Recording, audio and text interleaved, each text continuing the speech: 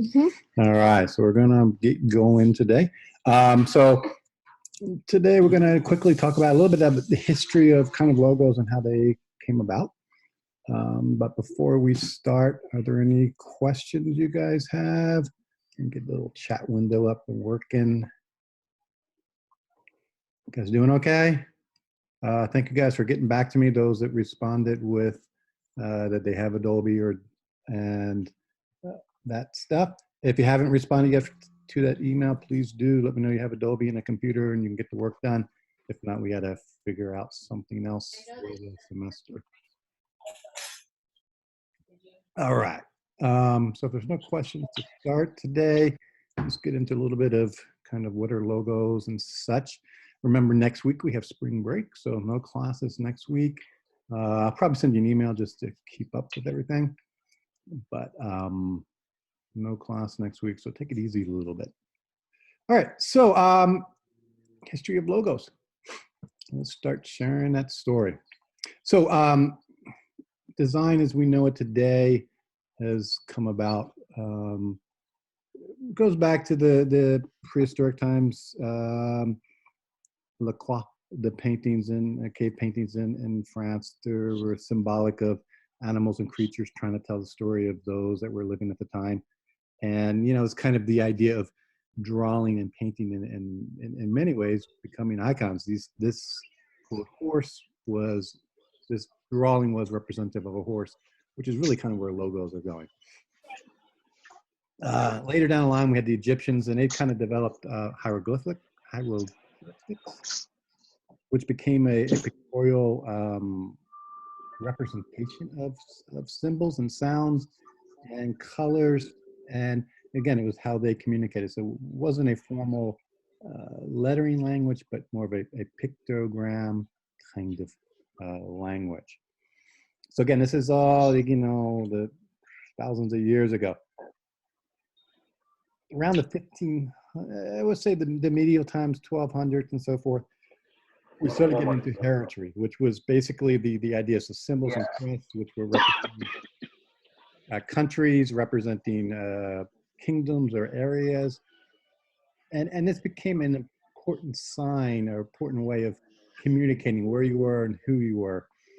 And with this also came the idea of marks representing different companies and or different organizations.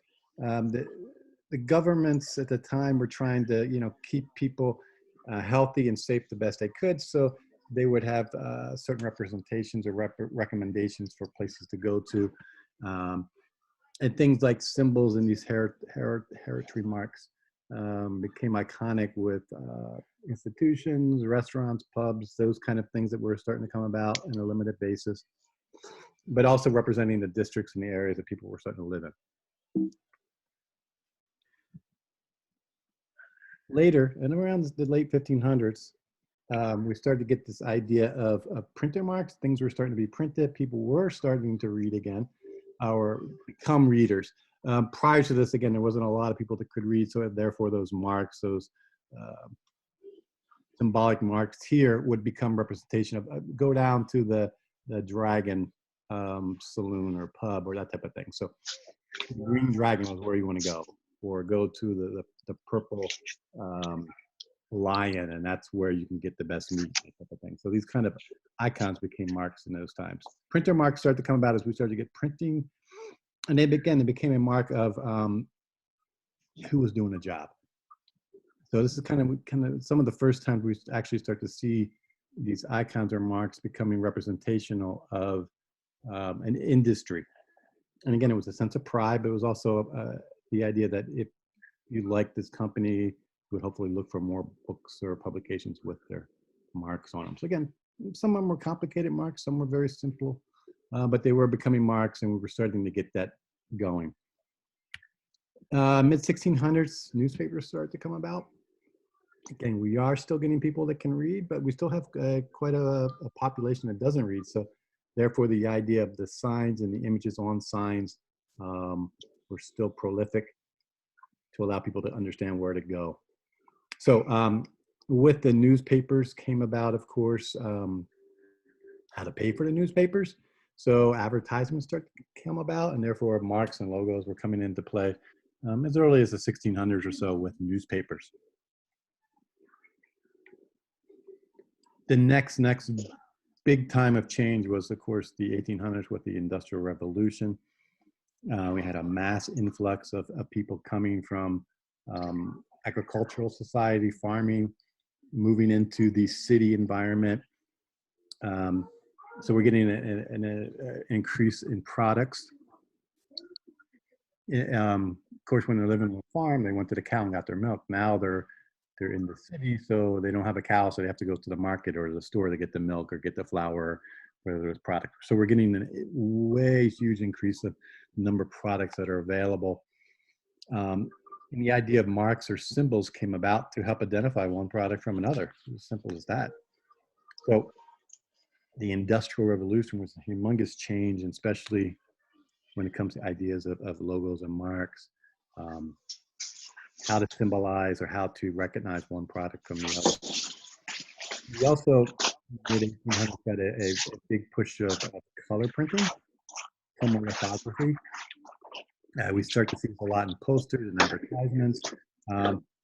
Not a tremendous amount of publications being done this way because it still was pretty expensive.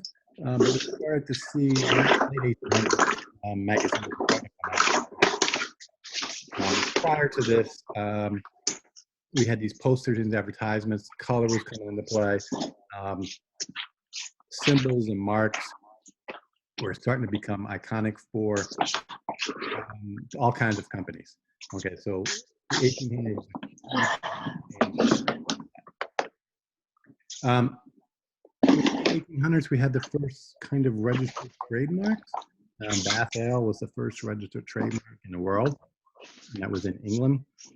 Bath Ale was one of the largest alcohol at the time, and they trademarked their red triangle and bath for their symbols. Trademarks are of course used today in all kinds of Oh, you scared me, dude. Trying to get a pimple. She went to wash. So when we have trademark, a couple of things you can recognize with it. One, when we start to see a TM next to a trademark or a logo, that just means it's trademark. That means it's going through the process of registry. If it has an R in a circle, that's a trademark. She's mad at you. Whatever you do. So those are things you're going to be looking at. So here we see some examples of the R in the corners or the circles. That's a registered trademark, where here we see the Starbucks is still a TM at this point. That means they're going through the process of changing it into a registered mark. Over here is a registered mark. You're not allowed to use the R circle registered trademark unless it actually is registered. The TM can be applied to any logo at any time. So logos have become symbolic, obviously, of companies, big and small, organizations, and the like. And they're going to continue to grow. We're going to continue to see more and more logos. We're at a point where most logos end up changing over time. Some have stayed fairly consistent. And here's Budweiser, and they've changed, but you can see they're still consistent. Things like Coca-Cola haven't changed dramatically in 100 years. But others have changed, and some are simplifying. Here's Instagram, and we have your MasterCard down here simplifying. So this is where the future is going. We're seeing a lot of, quote, simplification in logos. So, as you're working on your logo designs for your companies, don't overly complicate them. Many times less is more. Remember, the logo itself is a symbol. It's an icon. It doesn't need to say everything that the company does. Okay, so you're not trying to visually communicate what a company does in one little small mark. It's next to impossible to do. So again, the mark becomes a symbol of the company or the brand itself. So think about it in those kind of terms of simplicity. What can you do? Remember, 99% of at least 95% of logos have a word with it. Okay, so it could be a word mark like Budweiser, or this combination like we see with MasterCard here, 2 circles and the word MasterCard. So, you know, most logos are this way where there's a symbol and a word or just a word. Very few are as simple as the Instagram or Apple, just because it takes so many millions of impressions for people to understand what they are. And even then, it still takes time. Okay, so remember to think about your logo as you're developing it, and what can you do to kind of be symbolic of what the company is you're going to be doing. It's a cluttered world, so I think our jobs as designers are to kind of simplify it the best we can. We always talk about breaking through the clutter, but it's hard. And this is Times Square in New York, and you can kind of see the madness that goes on there. So I think our job as logo designers would be to kind of make something that's simple and representative, that can be used in a multitude of ways today, whether it be advertising or websites or icons on phones for an app. So keeping those kind of things in mind as we design is how can we use this? And then ultimately, as we'll be designing, we'll be doing alternatives that can work in different locations and different means. All right. So questions. What kind of questions do we have? Questions.